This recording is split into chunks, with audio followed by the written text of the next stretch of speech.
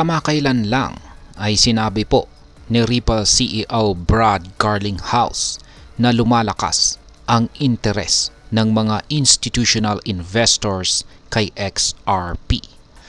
Isa po sa mga dahilan nito ay ang planong mag-launch ng spot-based XRP ETF ng mga kumpanya gaya po ng 21 shares. Ang ETF na ito ay magbibigay po kasi ng pagkakataon sa mga investors na magkaroon ng exposure sa presyo ni XRP nang hindi direktang binibili ang asset.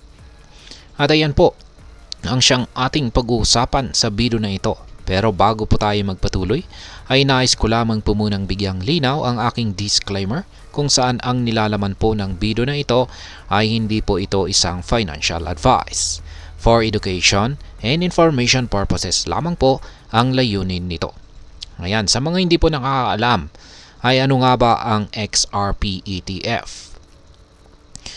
Ang ETF o Exchange Traded Fund ay isa po itong uri ng investment fund na nagtra-track sa performance ng isang particular na asset o grupo ng mga assets.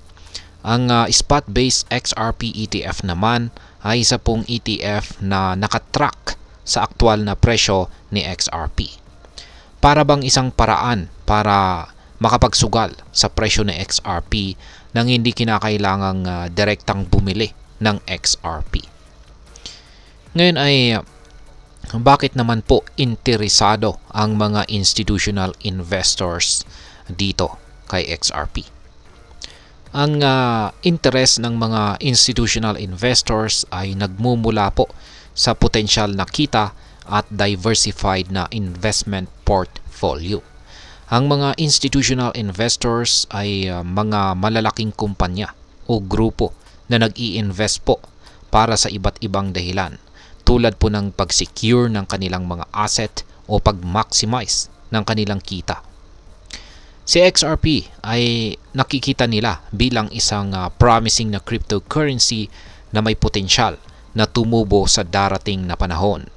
Lalo na ngayong maraming kumpanya ang nagfa-file ng applications para mag-launch ng kanilang spot-based XRP ETF. At nagiging mas interesado ang mga institutional investors. Ngayon ay ano naman po ang papel ng SEC. Yan, particular po yung US SEC. Ang SEC o Securities and Exchange Commission ay may mahalagang papel sa pag-regulate ng mga financial markets. Ngunit ayon po sa komento ni Ginoong Brad Garlinghouse, tila patuloy ang laban ng US SEC laban sa industriya ng cryptocurrency. Bagamat natalo ang US SEC sa ilang bahagi ng kanilang kaso laban kay Ripple, patuloy nilang inaapila ang mga desisyon. Sa kabila nito ay hindi pa rin napipigilan ang mga kumpanya na mag-launch ng mga products or produkto gaya ng XRP ETF. Ngayon ay ano po ang naging epekto ng mga legal na labanan or legal battle. Ang patuloy po na legal na laban or legal battle ng SEC at Ripple ay nagdulot po ng mixed reactions sa market. May mga nagsasabing ito ay isang hadlang sa paglago ni XRP. Ngunit may iba naman na nagsasabing ito ay isang oportunidad para maipakita ang resilience ng cryptocurrency. Ang desisyon ng mga kumpanya na mag-file ng applications para sa XRP ETF sa kabila ng mga legal na hadlang ay isang indikasyon lamang na malaki pa rin ang tiwala nila sa potential ni XRP. Ngayon ay bakit naman mahalaga ang pag-launch ng XRP ETF? Ang pag-launch po kasi ng XRP ETF ay may malaking epekto sa market. Una ay magbibigay po ito ng mas malaking access sa mga investors na gustong magkaroon po ng exposure kay XRP. Pangalawa, magdadala po ito ng mas mataas na kredibilidad at legitimacy sa cryptocurrency market.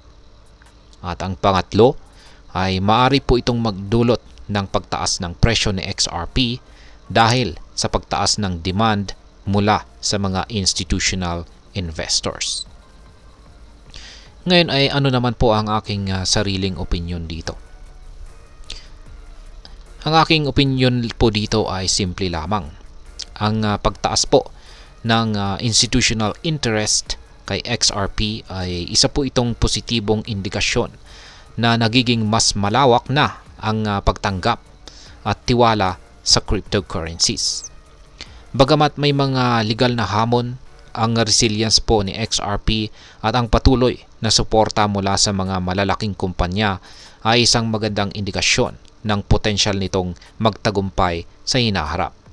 Sa huli, ang pagtaas ng interes at pagkakaroon po ng mas maraming investment products gaya ng XRP ETF ay magdudulot ng mas malaking oportunidad para sa lahat ng investors, maliit man o malaki. At ayan, hanggang dito na lamang po tayo sa video na ito mga ka-crypto. Sana po ay inyong nagustuhan ang aking paliwanag sa video na ito. Kung inyo po itong nagustuhan, pag-click lamang po ang like button nito. Para naman po sa mga bago lamang dito, kayo po ay aking inaanyayahan para mag-subscribe. Pag-click na rin po ang bell icon nito dahil ito po ang siyang magsisilbing notification nito sa mga bago kong videos na akin pong ina-upload sa aking YouTube channel na ito. Marami pong salamat sa panonood. Ingat po tayo lagi at God bless po sa ating lahat.